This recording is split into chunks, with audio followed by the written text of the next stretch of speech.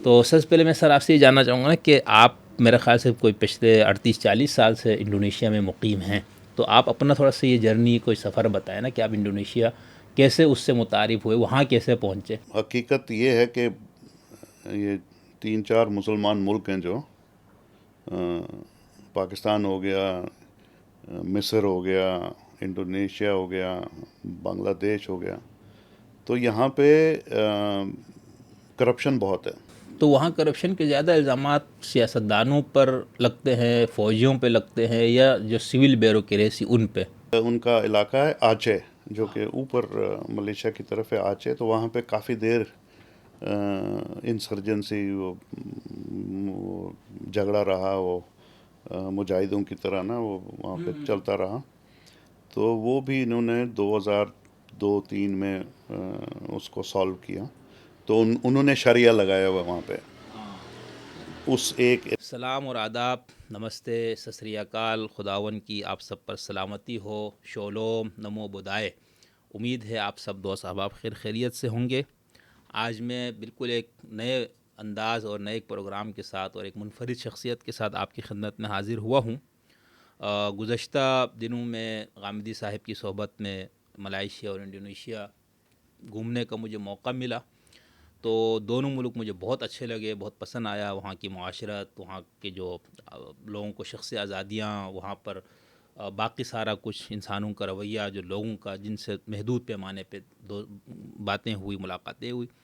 تو پھر جب ہم انڈونیشیا گئے ملائیشیا سے، تو وہاں پر ایک شخصیت نے اپنے ہاں ایک پروگرام رکھا تھا جس کے اندر وہاں موجود اردو بولنے والے لوگوں کو انہوں نے جمع کیا تھا، کوئی 30-35 لوگ. وہاں غامدی صاحب نے گفتگو کی. تو پھر جب تعارف ہوا، وہاں پر جو اصل میزبان تھے ہم سب کے، وہ تھے حاجی ناصر صاحب. تو حاجی صاحب کی کہانی ہم نے جب سنی تھوڑی سی، تو ہمیں بہت متاثر کن لگی. ان کی زندگی، ان کا جو ان کی محنت، مشقت، اور اس وقت وہ ماشاءاللہ سے انڈونیشیا میں ایک بہت بڑے کاروباری شخصیت کے طور پر وہاں پر موجود ہے. ان کی فیملی وہیں پر، ان کا سارا کام بھی غالباً وہیں پر ہے. تو میری یہ خواہش ہوئی تھی، اور یہاں سے جاتے ہوئے پروگرام تھا کہ کچھ اس طرح کے لوگوں سے ملاقات ہوں، تو مختلف موضوعات، اور وہاں خاص طور پر ان ملکوں کا کلچر، نظام، معاشرت، ان کے حوالے سے میں کچھ معلومات حاصل کروں. تو حاجی صاحب سے میں نے درخواست کی، تو وہاں تو موقع نہیں مل سکا، لیکن آج حاجی صاحب ماشاءاللہ سے ہمارے پاس موجود ہے. اور میں نے حاجی صاحب کو گفٹ کیا ہوا یہ ٹوپی بھی دیکھے انڈونیشیا کی، یہ بھی میں نے لگائی ہوئی ہے. تو اس وقت میں شمس الدین حسن شگری جکارتوی بنا ہوا ہوں. تو حاجی صاحب بہت شکریہ، السلام تھینک یو. علیکم. آپ نے وہاں پر بھی ہمیں بہت عزت افزائی کی، بہت ہماری مہمان نوازی کی. اب آپ ہمارے شہر تشریف لائے ہو، تو ہم تو آپ کی کوئی مہمان نوازی نہیں کر سکے، لیکن آپ کی یہ محبت ہے کہ آپ میرے پاس تشریف لائے، اور آپ سے میں انڈونیشیا اور اس سے متعلق کچھ چیزیں آپ سے معلوم کرنا چاہوں گا، جی. تاکہ میرے سننے دیکھنے والے لوگ خاص مذہبی، مسلکی، فلسفیانہ اور اس طرح کے موضوعات سے ہٹ کے بھی ذرا ان کو یہ بھی چیزیں ہم دینا شروع کریں کہ وہ اس طرح. تو سب سے پہلے میں سر آپ سے یہ جاننا چاہوں گا کہ آپ میرے خیال سے کوئی پچھلے 38-40 سال سے انڈونیشیا میں مقیم ہیں، تو آپ اپنا تھوڑا سا یہ جرنی، کوئی سفر بتائیں نا کہ آپ انڈونیشیا کیسے اس سے متعارف ہوئے، وہاں کیسے پہنچے؟ میں دبئی میں پہلے کام کرتا تھا، اچھا. اور 1980 1980 سے 87 تک میں دبئی میں تھا. اور پھر وہاں سے وہ کمپنی نے ٹرانسفر کیا انڈونیشیا 87 میں. تو اس دن سے آج تک ہم وہیں پہ ہیں. بڑا راس آیا ہمیں، اچھی جگہ ہے، اچھا موسم ہے، اچھے لوگ ہیں.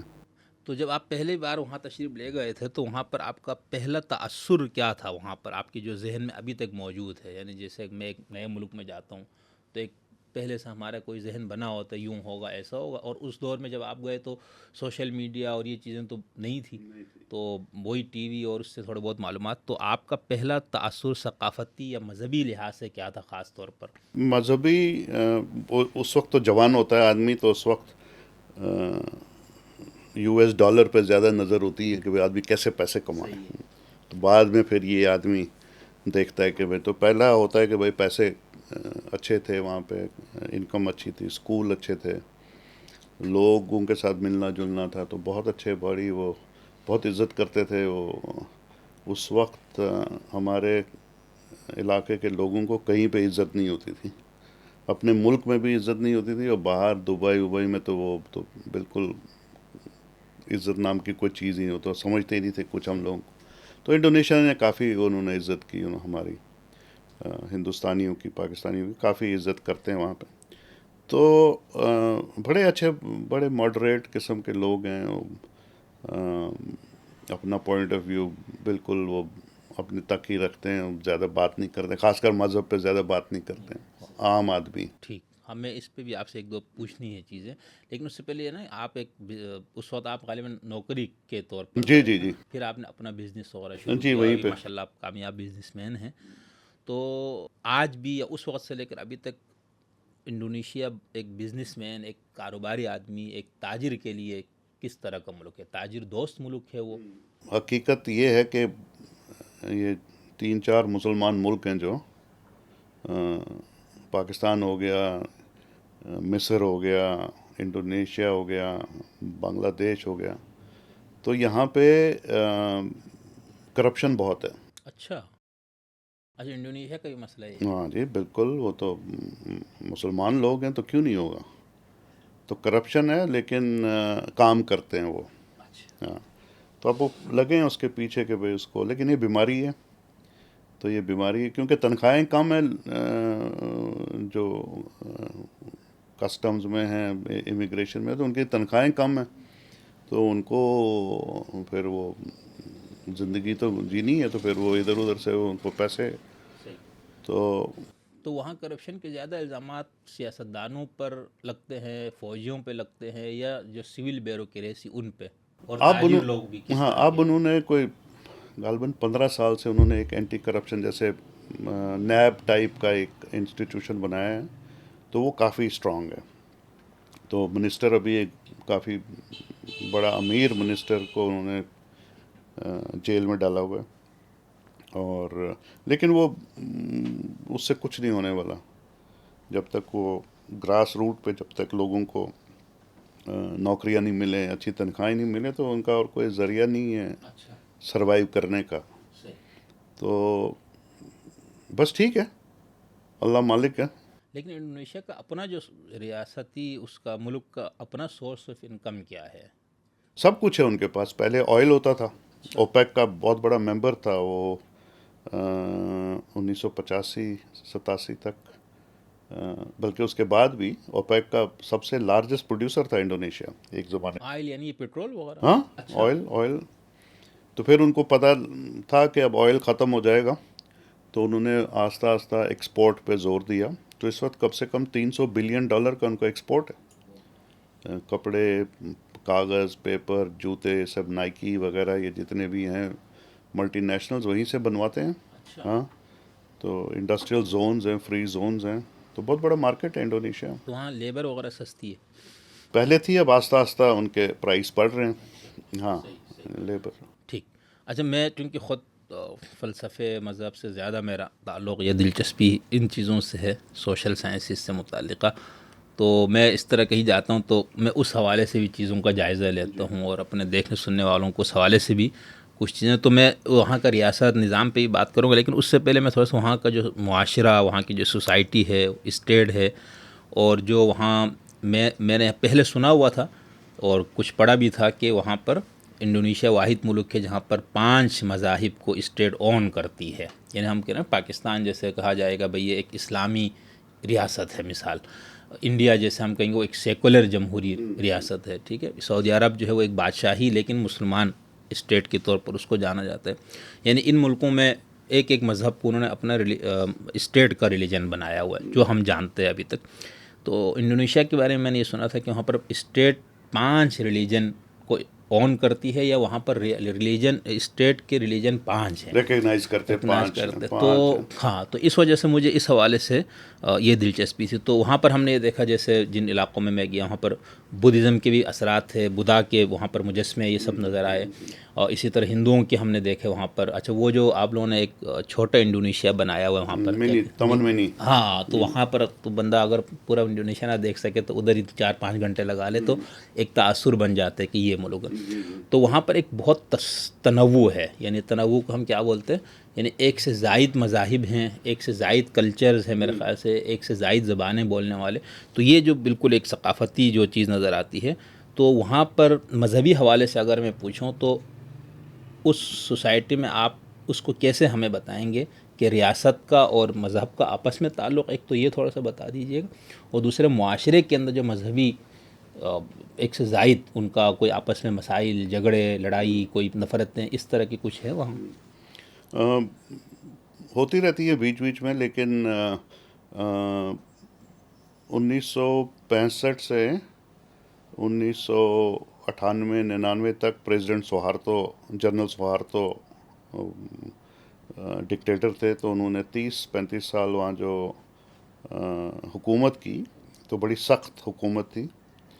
انہوں نے سب کو لائن میں لگا کے ان کو سمجھایا کہ بھائی ملک کیسے چلے گا، اور مولوی لوگ زیادہ جو اسلام، کیونکہ 80-85% اسلام ہے، ان کی آرگنائزیشن ساری ان لائن تھی ود دا پریزیڈنٹ کہ بھئی یہ ہم نے کرنا ہے.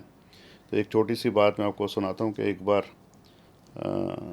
کچھ افواہ پھیلی کہ جی دودھ جو پی رہے ہیں ہم، پاؤڈر دودھ، اس میں سور کا کچھ ہے. تو اس نے سب 6-8 مولوی جو بڑے بڑے تھے ان کو لے کے ٹی وی پہ بٹھا کے سب کو دودھ پلایا کہ بھئی یہ کنفرم کرو کہ یہ ایسا نہیں ہے. تو چائنیز جو وہاں پہ ہیں، جو کہ 50-100 سال سے وہاں پہ رہ رہے ہیں، اب وہ چائنیز تو نہیں ہیں، انڈونیشین ہیں، لیکن شکل سے تو چائنیز ہیں. تو ان کا بڑا بزنس پہ کنٹرول ہے، ملیشیا میں بھی ان کا بزنس پہ کنٹرول ہے. نہیں تو یہ 50-100 سال ہے، یہ کچھ صدیوں سے وہاں بعد یہ لوگ. بالکل، کم سے کم 1 صدی تو ہوگی، ہے نا؟ آدھی صحیح. صدی تو ہمیں تو اب ہوگی. وہ ہے چائنیز لیکن وہاں کے مقامی ہو گئے. ہاں، وہاں کے مقامی، ٹھیک. ان کے نام بھی وہی لوکل نام ہے. تو کیونکہ وہ بزنس میں اسمارٹ ہیں اور پیسے ان کے پاس بہت ہے، تو تھوڑی سی وہ فرکشن رہتی ہے ان میں اور لوکل عام آدمی میں. وہ رہتا ہے کہ بھائی یہ ایسے ہیں، یہ ویسے ہیں. تو مور اور لیس ہارمنی ہے، کوئی اتنا آپس میں اتنا تناؤ نہیں ہے. وہ ہندو بالی میں بہت ہیں، وہ چھٹی ان کو دیتے ہیں، چھٹیاں ان کی دیتے ہیں.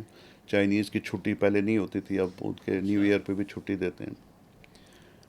اور تو مسلمانوں کے تو ہے ہی، مسلمان تو چھٹی پہ ہی ہیں. صحیح ہے. مسلمان تو ویسے چھٹی پہ ہیں. تو نہیں، اچھا ملک ہے، شریف لوگ ہیں. صحیح.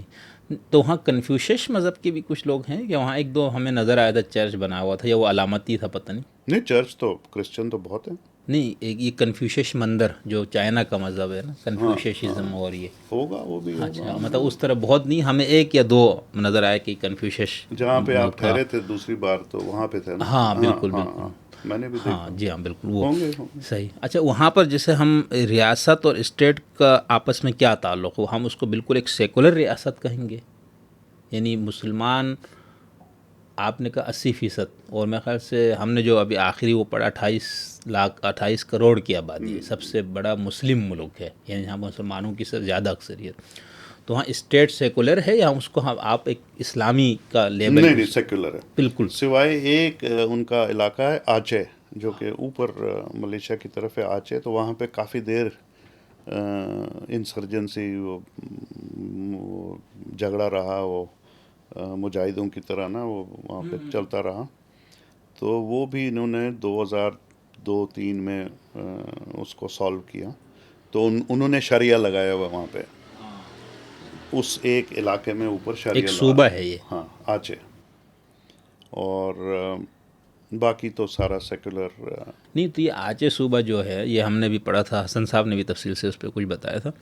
تو یہ ہے انڈونیشیا کا ہی حصہ، جی. لیکن ان کو ایک مکمل داخلی خود مختاری دی گئی ہے نہیں کہ بھئی آپ اپنا نظام جس ہاں، طرح بس وہ صرف وہ شریعہ لا ہے، باقی تو سارا انڈونیشیا کا ہی صحیح، ہے. مطلب کرنسی، دفاع ہاں، اور خارجہ سارا امور، یہ سب سارا یعنی انڈونیشیا ہے. اچھا. صرف وہ نہیں تو یہ اسلامک. کیسے ہوا؟ جیسے اب اگر مثال میں پاکستان میں بیٹھ کے بات کروں گا، کسی کو کہا جائے بھی آپ کے پی کے میں یا سندھ میں کہیں پر اس طرح کا کوئی نظام لے آؤ، تو یہ مسئلہ نہیں ہوگا؟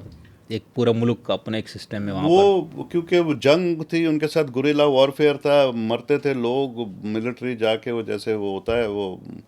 تو ان کی ایک ریکویسٹ تھی کہ بھائی ہمیں شریعہ لگاؤ، تو ان کا لگاؤ. واہ، تو بڑا یہ تو بہت خوبصورت مثال بھی ہے کہ آج بھی جو لوگ یہ چاہ رہے ہیں ان کو بھی ایک علاقہ دیا جائے. دے دو. اور تو آپ جیسے وہاں آچے اگر آپ کا جانا ہوا یا جی ہوتا جی جی تو آپ کو کوئی ڈفرینس لگا کچھ کہ ہاں ایک سیکولر انڈونیشیا اور ایک بہت مذہب؟ بہت اچھا ڈفرینس. کیا مثلا بہت کچھ ڈفرینس. بس وہی کوئی مشاہدات بتائیں نا. نہیں بس وہی وہ سارا سب کو تھوڑا تھوڑا خوف ہے ہر چیز کا. وہ ہاں ڈرے ڈرے سہمے سہمے ہم جو جاتے ہیں جکارتا سے ہمیں کہا جاتا ہے کہ بھائی یہ ایسا نہیں ہے. تو ہاں البتہ ادروائز کچھ نہیں ہے. نماز جو پورے ملک میں ہوتی ہے اذان ویسے ہی ہوتا ہے, کچھ ہے نہیں. عورتیں ہیں جلباب پہن کے, وہ عورتوں کا وہ ہے.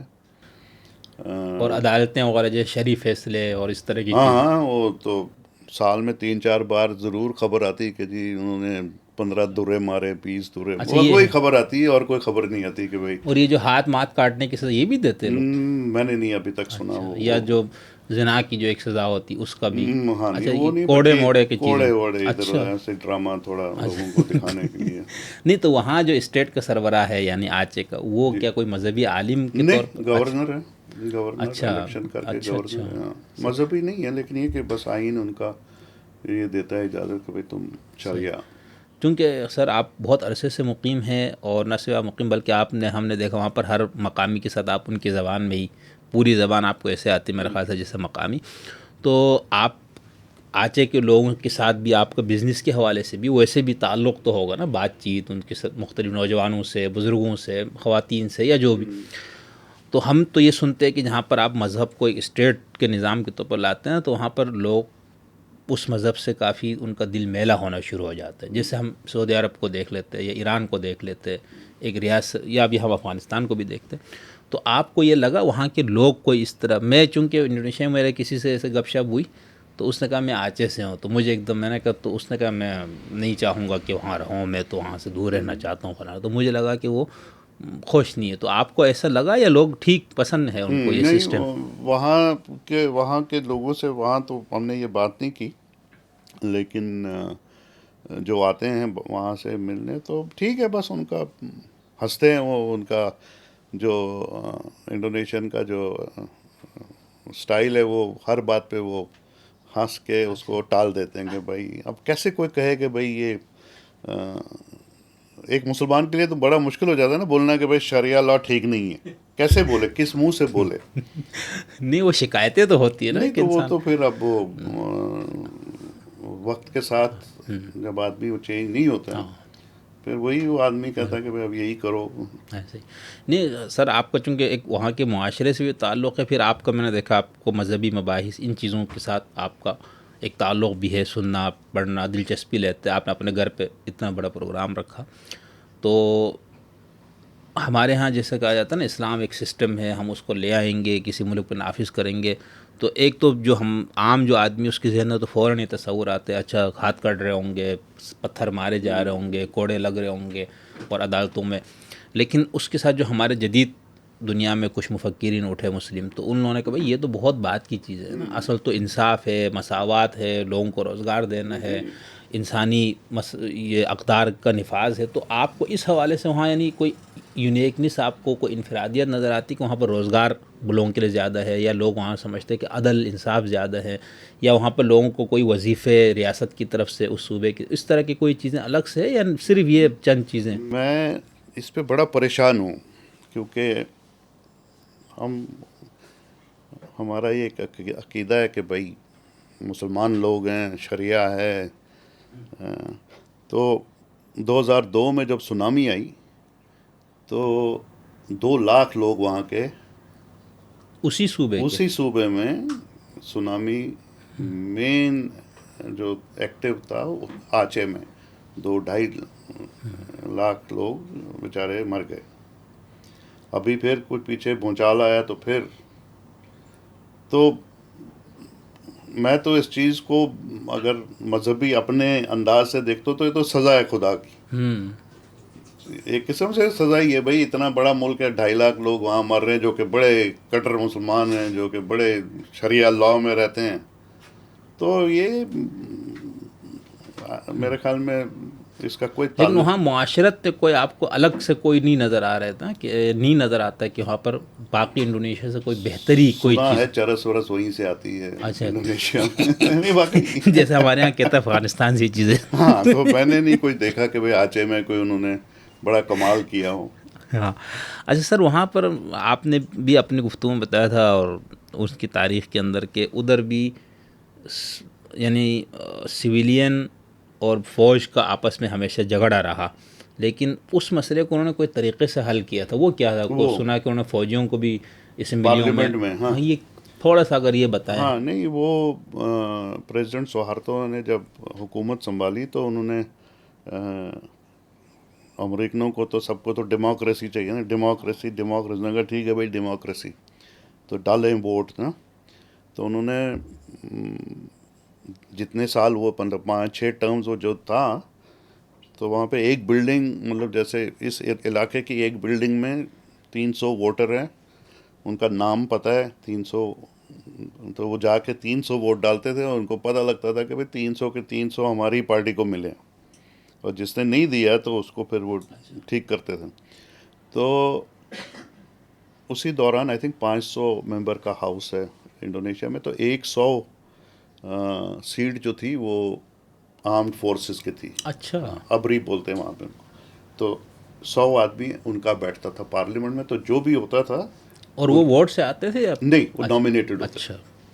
اور پہلے جو ان کا سسٹم تھا اس میں ڈائریکٹ ووٹ نہیں ہوتا تھا، پارٹی پہ ووٹ ڈلتا تھا. تو اگر سمجھیں پورے ملک میں آپ کو 30% ووٹ ملا ہے تو آپ 30% 500 کے 30% 150 نامینیٹ کر کے آپ اپنے ممبر بٹھاتے تھے ہاؤس میں. تو ڈائریکٹ الیکشن الیکٹ نہیں کرتے تھے وہ. تو اس وقت وہ سسٹم تھا. تو اس میں الیکٹڈ جو ہوتے تھے تو وہ پڑھے لکھے بھی ہوتے تھے اور قابل لوگ ہوتے تھے. تو پارلیمنٹ میں وہ ہوتے تھے اور ملٹری بھی ساتھ ہوتی تھی. پھر وہ کٹتے کٹتے 25 تک، 100 سے 25، اور پچھلے 15 سال میں اب 0. ہاں تو یہ کیسے کٹے؟ مطلب کوئی مزاحمت ہوئی یا مطلب بس ان کو سمجھ میں آیا بھائی یہ تو کام ساڑھا ہے ہی نہیں؟ نہیں، ایک پروسیس ہوتا ہے. دیکھیں ڈیموکریسی ہر ایک کو راس نہیں آتی ہے کہ بھائی ہر ایک اٹھ کے تو جی ووٹ اور ووٹ، وہ اس کو آپ 100 روپیہ دے دیں اس پہ ووٹ بک جاتا ہے. تو ڈیموکریسی میں تھوڑا سا ٹائم لگتا ہے لوگوں کو سمجھنے میں. لوگوں کو تو آہستہ آہستہ لوگ اب ایجوکیٹ ہو گئے ہیں، سسٹم ایجوکیٹ ہو گیا، تو ملٹری آہستہ آہستہ پیچھے ہو گئی ہے. حالانکہ ابھی بھی ان کا کافی اثر ہے سیاست پہ. اور لوگوں کو بھی یعنی کچھ بھی اناؤنسمنٹ کرنی ہو، اگر وہ نارمل منسٹر کرتا ہے تو وہ کہتے ہیں وہی، جب وہ فوجی کرتا ہے تو سب سنتے ہیں کہ بھائی اچھا یہ بول رہا ہے تو ذرا سن لیں. صحیح. ہاں تو یہ ابھی بھی مداخلت کافی ہے. ابھی جو جنرل پربھو جو بنے ہیں تو یہ بھی بڑے اپنے زمانے میں بڑے اسٹرانگ قسم کے جنرل تھے. تو یہ اب پریزیڈنٹ بنا ہے تو ملٹری کا تو رہے گا ہی اثر. تو جو صدر ہوتا ہے وزیر اعظم کا تو وہاں نہیں یہ ہے؟ نہیں، صدری ریاست. تو صدر کے اوپر جیسے میں بار بار پاکستان کا نام اس لے رہا ہوں کیونکہ یہاں یہ مسئلہ تھوڑا زیادہ ہے اور بھی ملکوں میں. تو یہاں پر ہمارے یہاں لوگ یعنی ان کو یہ ہوتا ہے جو بھی کرسی پہ وہ تو بے اختیار ہوتا ہے، پیچھے سے چلایا جاتا ہے. تو وہاں اس طرح عوام میں تاثر ہے یا ان کو یہ کہ نہیں بھائی صدر ہے تو اس کے اختیارات ہیں؟ اور صدر ہے. اچھا. اختیار ہیں. اور اس وقت تو ملٹری کا صدر ہے. صحیح. تو پہلے جو سویلین بھی تھے وہ اپنا وہ پالیسی، لیکن یہ کہ ان کا بہت مشاورت کے ساتھ وہ بات کرتے ہیں ہر ایک. ہاں تو وہ ان میں وہ بڑا وہ صفت ہے، مل جل کے بات کر کے تو وہ چیز کو امپلیمنٹ کرتے ہیں. صحیح. اب ہمارے پاکستان میں جو ہم نے ایک ہمارا مشاہدہ ہے نا، اس میں جو بھی الیکشن ہو اس کے اندر الزامات فلانا، تو صدر زرداری صاحب ہم تو ان کو بہت پسند کرتے، ذاتی طور پر لوگ ان کو بہت گالیاں دیتے. تو ان کا ایک کہنا ہے بھائی جمہوریت یہ نہیں کہ آپ کہیں سے بٹن آف کر کے آن کر کے لے آئے، وہ ایک پروسیس ہے. آپ اس کو 25 30 40 سال چلنے دو پھر یہ اس کے پورے. تو ہمارے یہاں ان کا یہ نقطہ نظر، باقی سیاستدان اس کو اس بہت طرح سے اچھا نہیں ان کا لیتے. نقطہ نظر ہے کہ میں نکل جاؤں تو اس کے بعد کر لینا. میرا نکل 30-40 سال رہنے دو مجھے، اس کے بعد میں جب نکل جاؤں تو اب کر لینا جو بھی کرنا. اسی لیے 2013 کے بعد 18 میں بھی انہوں نے وہ کیا، 24 والا بھی جو لینا. تو ان کا میرے خیال سے تصور یہی ہے کہ یہ ایسا سسٹم چلے گا تو پھر یہ ساری چیزیں ہوں گی، جس کا خیر یہ ایک. تو دوسرا جو ہے نا آپ کی، ہم نے یہ کہیں پڑھا کہ انڈونیشیا جو ہے نا مسلم دنیا کی کامیاب جمہوریت ہے. تو ایسا ہے، اگر ایسا ہے تو آپ کے مشاہدے میں اس کی بنیادی وجہ کیا؟ جدید تعلیم ہے، ٹیکنالوجی ہے، وہاں کے سوسائٹی کے ویلیوز ہے کیا؟ نہیں، تعلیم میں تو بہت پیچھے ہیں وہ. کامیاب ڈیموکریسی میرے حساب سے وہ ہے کہ بھائی جو ووٹ آپ نے ڈالا ہے وہ گنا جائے، اور جس کو ڈالا ہے وہ آپ کو. تو وہ اتنے الیکشن ہوئے، کسی نے کوئی فراڈ کا نہیں کہا، کسی نے کہا نہیں، بہت بہت کم. تو میرے خیال میں وہی ڈیموکریسی جو آ کے ووٹ دے اور جیسا بھی اس نے الیکٹ کیا وہ بندہ آپ کو ایکسیپٹ کرنا. ہاں، مطلب ایک تو ووٹ صحیح گنا جائے، پھر اس کا جو جس کو ہم ڈیموکریسی یا جمہوریت کہتے ہیں اس کے اپنی کچھ ویلیوز ہیں نا، مطلب کہ آزادی ہے گفتگو کی، بولنے کی، آپ کو نجی آپ کی زندگی میں مداخلتیں اسٹیٹ کی طرف سے نہیں ہے. آپ کپڑے کیسے پہن رہے، آپ شراب خانے میں جا رہے یا مسجد میں جا رہے یا مندر میں جا رہے، تو اس مفہوم میں یہ سب چیزیں آپ کو وہاں نظر آتی ہے. اور ہم نے خود تھوڑا اس کا دور سے ایک مشاہدہ کیا. اچھا، وہاں پر ایک چیز میں اپنی دلچسپی کا موضوع ہونے کی وجہ سے سمجھنا چاہ رہا ہوں کہ وہاں پر جو مسلمان اکثریت ہونے کے ناطے وہاں ہم نے 2 تنظیموں کا ہم نے بڑا نام پڑا سنا ہوا ہے. ایک کو نہضت العلماء کہا جاتا ہے اور ایک کو محمدیہ اسٹوڈنٹ یا اس طرح کا کچھ. تو یہ کس قسم کی تنظیم ہے؟ یہ کوئی سیاسی تنظیمیں ہیں، الیکشن میں ان کا حصہ ہوتا ہے، یا ایک صرف مذہبی کام یہ لوگ کرنے والے لوگ؟ یہ جو تنظیمیں ہیں یہ الیکشن لڑتی ہیں. اچھا. ایک پریزیڈنٹ نہضت العلماء کے پریزیڈنٹ تھے، وہ پریزیڈنٹ تھے انڈونیشیا کے، عبد الرحمان. اچھا، عوامی ووٹ سے آیا وہ، مطلب. اچھا. عبد الرحمان بہت بہت عالم آدمی، بہت بہت اچھے، لیکن ان کی آنکھوں میں مسئلہ تھا، آلموسٹ نابینا. اچھا. اور ابھی بھی پچھلی گورنمنٹ میں وائس پریزیڈنٹ جو تھا وہ اسلامی پارٹی کا تھا. اچھا. تو وہ لڑتے ہیں الیکشن لڑتے ہیں. آرگنائزڈ پارٹیز ہیں. نہضت العلماء کے 30 سے 40 ملین فالوور کہتے ہیں، اور ان کے محمدیہ کے بھی 10-20 ملین لوگ ہیں ان کے. تو ان کے مدرسوں میں گیا ہوں، بڑے ہائی کوالٹی کے مدرسے ہیں، آئی ٹی پروفیشنلز ہیں، اور بہت آرگنائزڈ قسم کے لوگ ہیں وہ. نہیں کہ ہمارے آپ نے تو کئی ملکوں کو بہت قریب سے مشاہدہ کیا، دیکھا ہوا نا. ہم نے تو کچھ چیزیں ادھر ادھر سے پڑھ کے تصورات ہمارے قائم ہیں نا. تو وہاں پر آ کے ہمیں تو کوئی نہیں لگا کہ وہاں پر کوئی اسلامسٹ پارٹی اتنا اس کا انفلوئنس ہے، وہاں کے صدر بھی ان کا آ گیا اور اس کا مطلب عوام میں ان کو مقبولیت ہے. لیکن جو ہمارے ذہن میں کانسیپٹ بنا ہو نا مذہبی تنظیمیں، تو وہ ان کے ہاتھ میں ڈنڈے ہوں گے، فحاشی کے خلاف اور فلانا، اور وہ معاشرے کے اندر اس طرح کے موضوعات کو اٹھائے پھرتے. تو وہاں ان کے ہاں مجھے یہ چیز نظر نہیں ہیں تھوڑے سے ڈنڈے اٹھانے والے. اچھا.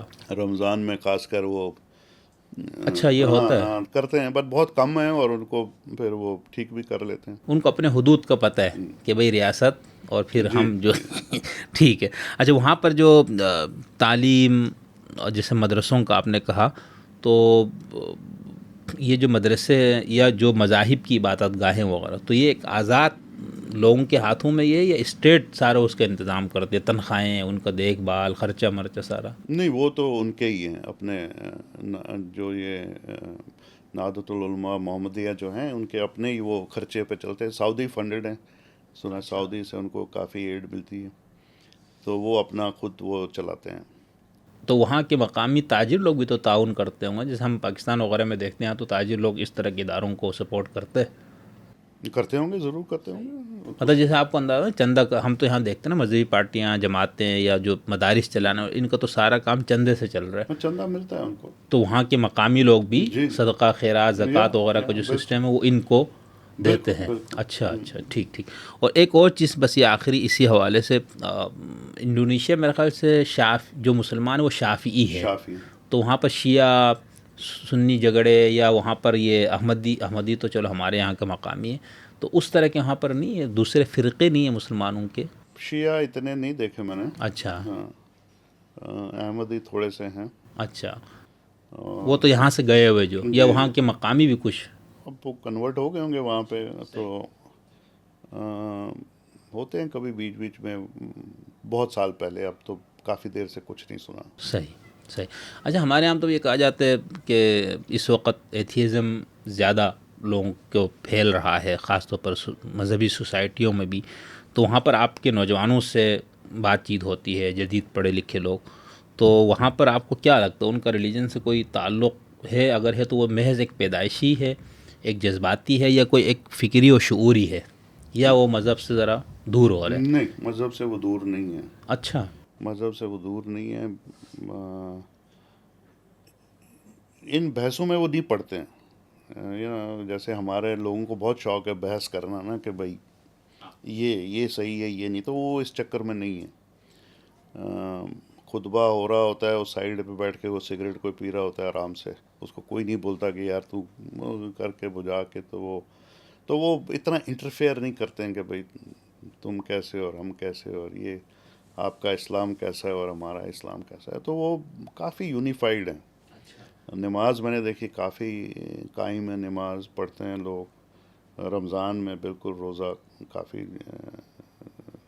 وہ اتنے اسٹرکٹ نہیں ہیں لیکن رکھتے ہیں سب. یہ تو اپنی مرضی, اب رکھنا نہیں رکھنا, اسٹیٹ تو آپ کے پیچھے نہیں جائے گی. اور رمضان میں جو سب سے بڑی صفت ہے ان میں, پورا وقت کام کرتے ہیں. وہ ایسا نہیں ہے کہ بھائی 1 بجے جاگے اور 3 بجے سر درد ہو کے تو گھر گئے. پورا صبح 8 بجے آفس لگتا ہے, اور 4 بجے اگر نارمل چھٹی ہوتی ہے تو اس دن رمضان میں 3 بجے ہو جاتی ہے, 1 آدھ گھنٹہ پہلے ہو جاتی ہے. تو بالکل وہ اپنا کام کرتے, جو کہ بہت بڑی صفت ہے. تو وہاں پر جیسے ہم تو کچھ عملی جو مظاہر ہیں نا, اس سے آئیڈیا لگائیں گے کہ مسجدوں میں نماز, نوجوانوں کا روزوں میں اہتمام, اور باقی جو اس طرح کی چیزیں, اس میں آپ کو لوگوں کا جوش و خروش ہے, ان کا ایک جذبہ آپ کو نظر آتا ہے. صحیح. یہ ہم جیسے دیکھتے یہاں پر انڈیا پاکستان میں, اور چلو انڈیا تو ایک سیکولر ملک ہے لیکن وہاں پر مذہب ہے, ظاہر سی بات ہے. یا ہم اور اس طرح کے عرب دنیا میں یا ایران وغیرہ میں, تو وہاں پر سوشل میڈیا پہ ہم دیکھتے ہیں کہ یہ ریلیجن, ایتھیزم اور فلانا ڈمکانا, وہاں پہ لوگ اس پہ مذاکرے کر رہے, مناظرے کر رہے, گفتگو کر رہے ایک دوسرے. تو انڈونیشیا کے جو مقامی سوشل میڈیا یا یوٹیوب وغیرہ چلانے والے, اس طرح کے موضوعات آپ کی نظر سے گزرتے میں نے نہیں, آپ نے دلچسپی نہیں لی, یا آپ کو لگتا ہے کہ اس طرح کی چیزیں وہاں پر یہ مباحث اتنے نہیں ہیں؟ دلچسپی ہو نہ ہو, جب یہ چیز ہوتی ہے تو آ ہی جاتی ہے فرنٹ لائن پہ. تو میں نے نہیں سنا ایسا کوئی اچھا خاص انٹرسٹ ان کو کہ بھائی کیسے ہیں, کیا ہیں. ٹھیک ٹھیک. اچھا, 1-2 چیزیں جیسے وہاں پر اگر ہم اس ثقافت اور کلچر کو دیکھیں وہاں کے, تو وہاں پر خاندان کا کیا وہ ہے سسٹم, بزرگوں کا احترام, اور مقامی جو رسم و رواج ہے وہ کس حد تک مضبوط ہیں وہاں پر؟ فیملی سسٹم وغیرہ کا وہاں پر اہتمام باقاعدہ ہے, یا وہ ٹوٹ رہے جیسے مغرب وغیرہ میں کہا جائے؟ نہیں, فیملی سسٹم ہے سر, بہت اچھا سسٹم ہے. بزرگوں کی بہت عزت ہے, اور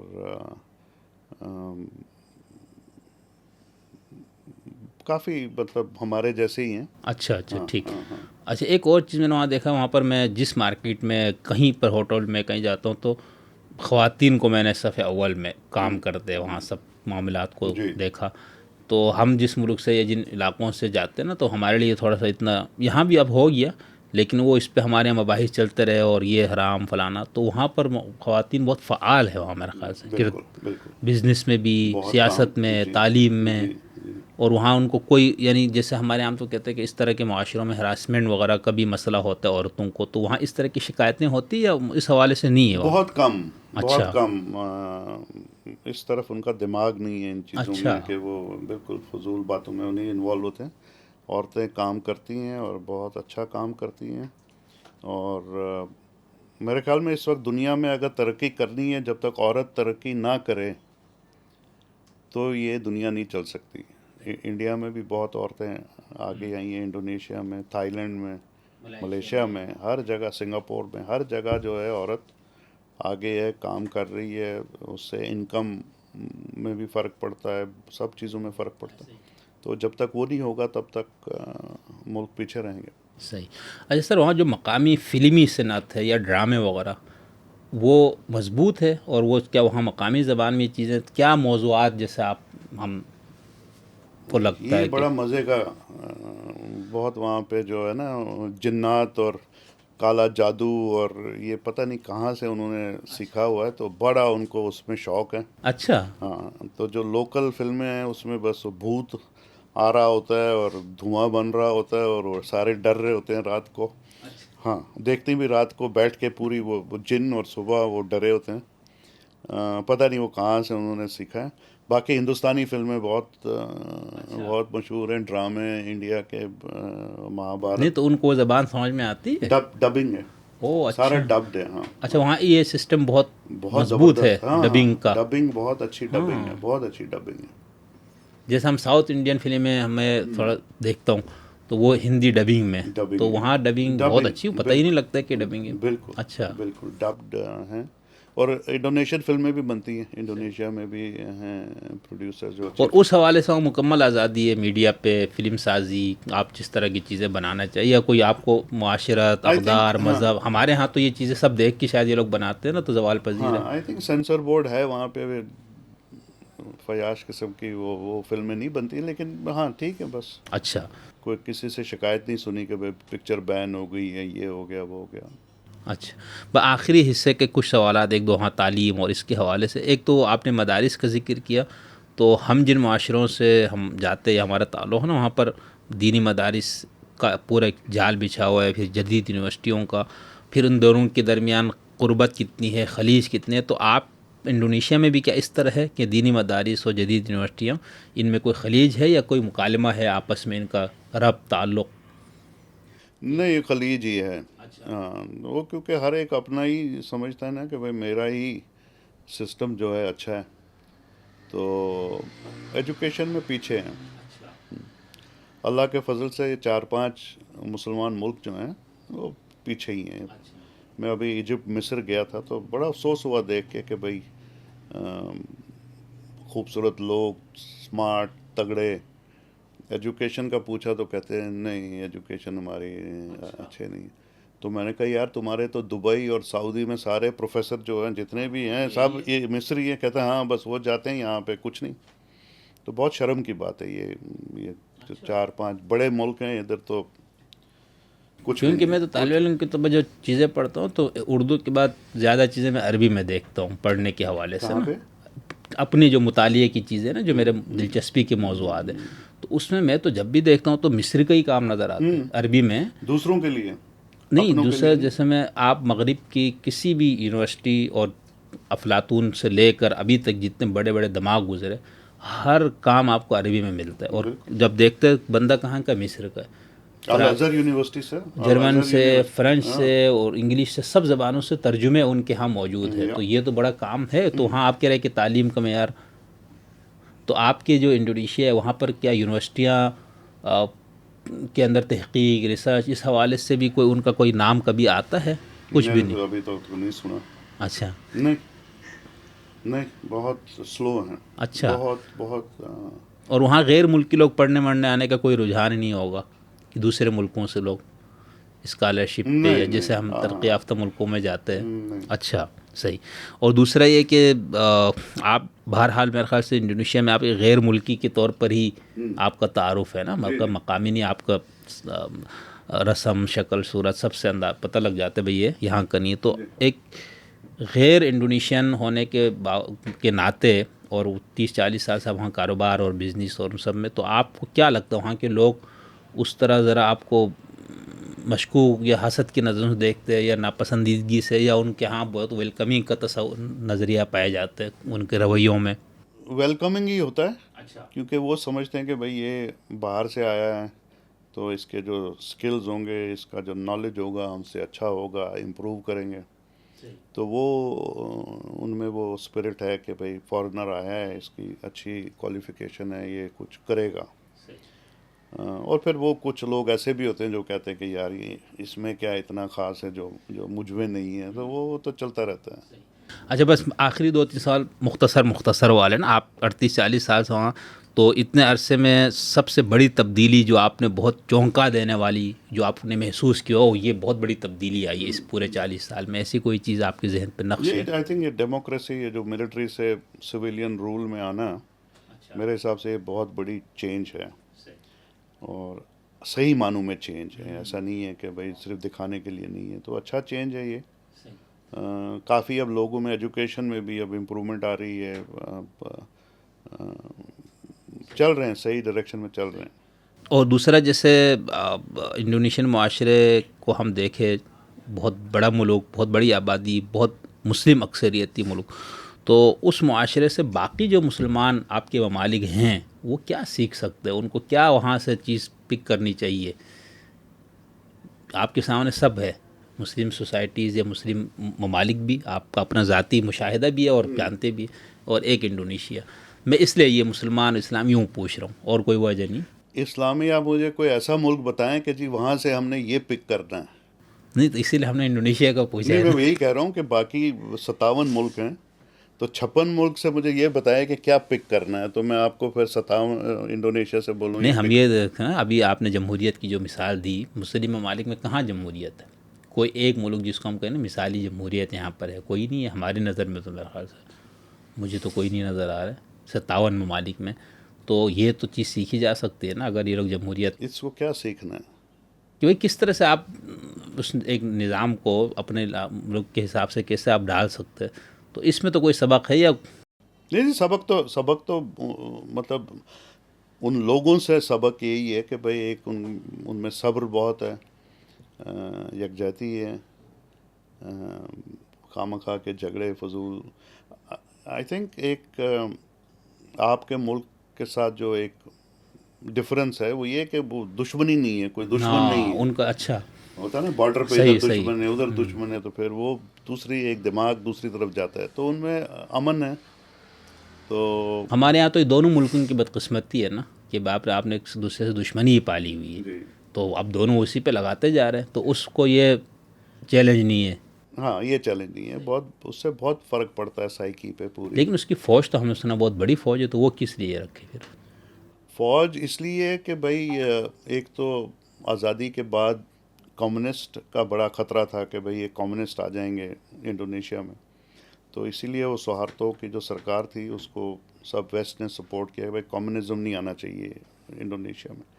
تو اس کے لیے فوج بھی درکار تھی، اور بہت بڑا ملک ہے، یعنی آپ ایک طرف سے دوسری طرف کہتے ہیں کہ بھائی امریکہ سے بھی بڑا ہے ان کا علاقہ، 17,000 جزیرے ہیں. تو فوج جو ہے وہ ہر لوکل ایشوز میں بھی فوج انوالو ہوتی، پولیس ہی سمجھے ایک قسم کی ہے، ہائر لیول کی. لیکن سر آپ یہ تو دیکھیں گے نا، تو 38 سال پہلے جب آپ وہاں تشریف لے گئے تھے اور ابھی جو آپ انڈونیشیا میں موجود ہیں، تو وہاں تعمیر، ترقی، سڑکوں کی جال، اسکول، ان سب میں تو بہت بہتری نہیں آئی ہے.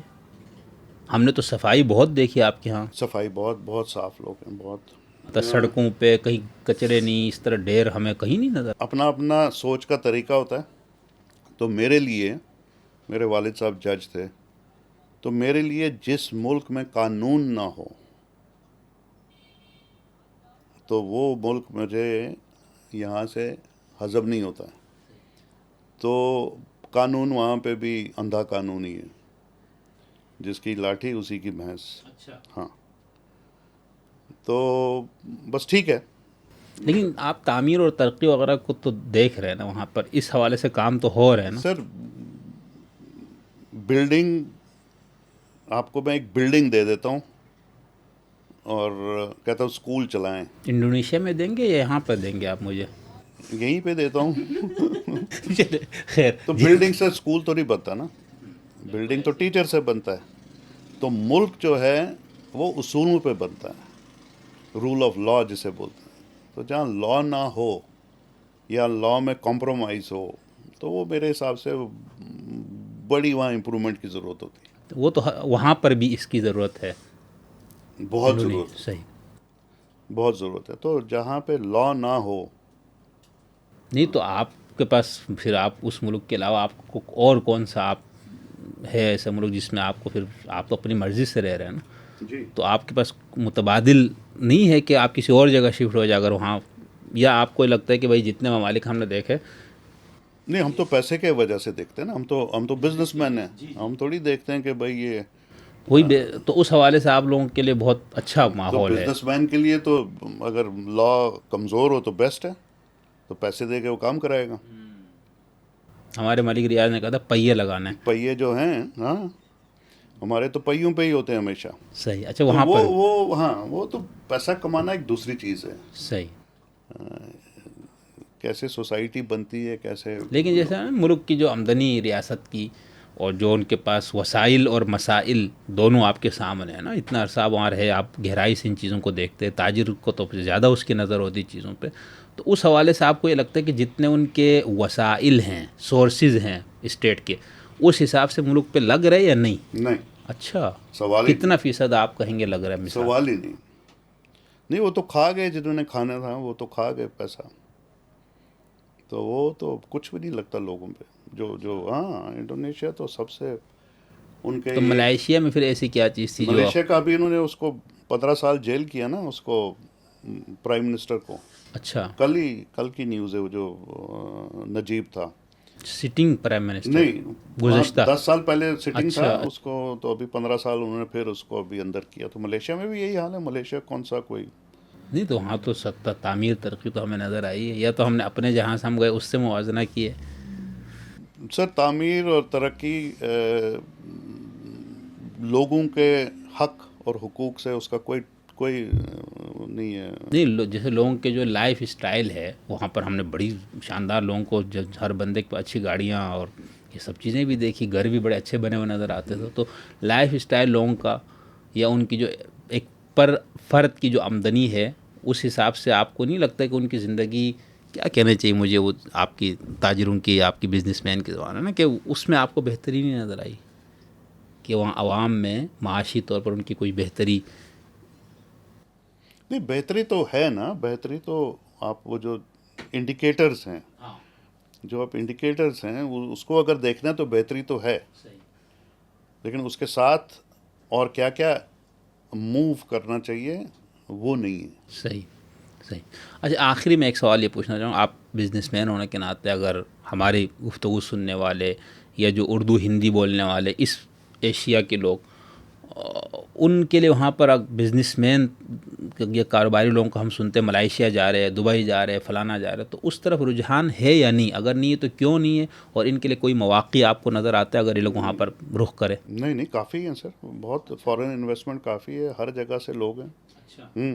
بہت اچھا ان کا وہ ہے پروگرام ایکسپورٹس کے لیے, اور نہیں تو ورلڈ تو انٹرنیشنل جگہ ہے, فلائٹس, ایئرپورٹس, سی پورٹ, یہ سب چیزیں ہوتی ہیں جو ایکسپورٹ کو بڑھاوا دیتی ہے, اور پھر اتنی بڑی مارکیٹ ہے, امپورٹ بھی بہت ہے, تو کافی بہت انویسٹمنٹ ہے.